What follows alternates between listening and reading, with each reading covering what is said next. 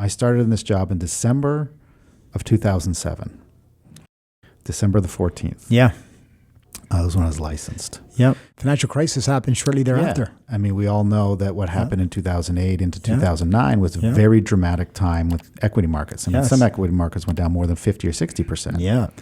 And there's a lot of fear in the market and whatnot. And, you know, I was investing long-term serious money for people in December of 2007. Wow. I was doing it in January, February, March, April of 2008, all the way up. My memory serves as really around September where things started to wobble. Of 08.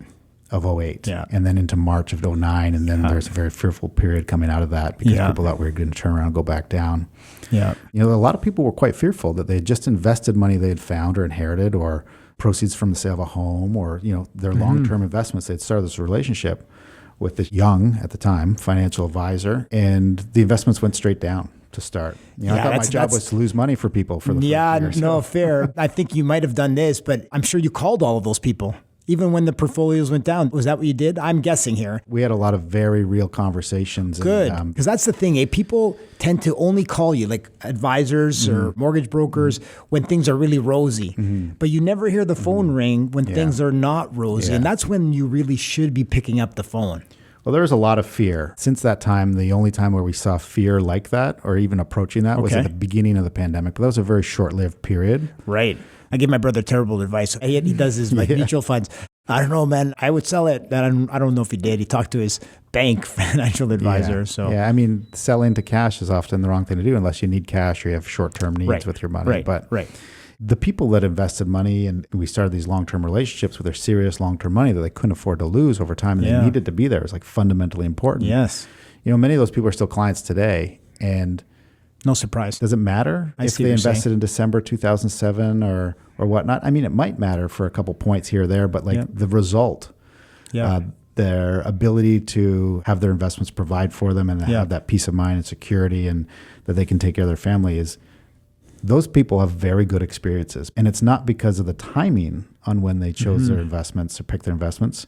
I mean, we bias towards quality. We stick to the rules of diversification. There's nothing clever that we do. Right. But you're not reinventing the wheel. Because it's been 15 years or 17 years or whatever since that time. Yeah.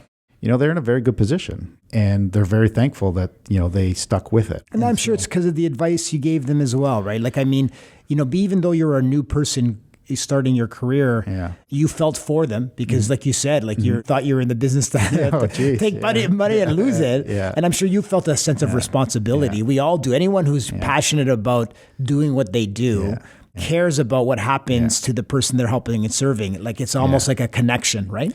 With hindsight, you would look at this today so far removed from it and say, what a wonderful opportunity. Yeah, next time all these great quality companies go down 50%, you know, I wish I had bought, or I wish I was old enough to have money to have bought or whatnot.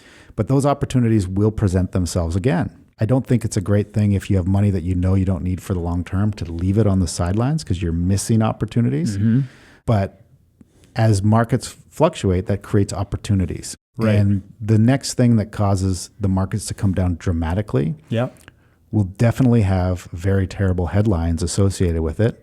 Be front page every day, and it'll be this time is different. I can't speculate as about what it is, but the real truth is it'll be something that is a surprise.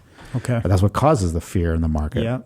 It's something that we're not likely talking about today. Right. I mean, our world can lurch from one calamity to another. Oh, I know. But a lot of people will say, you know, is the election south of the border going to have a big impact on the market? The wars that we see overseas, is that going to have a big impact on the market? And a lot of that stuff is sort of known, but the thing that causes markets to fluctuate dramatically on the downside especially are surprises.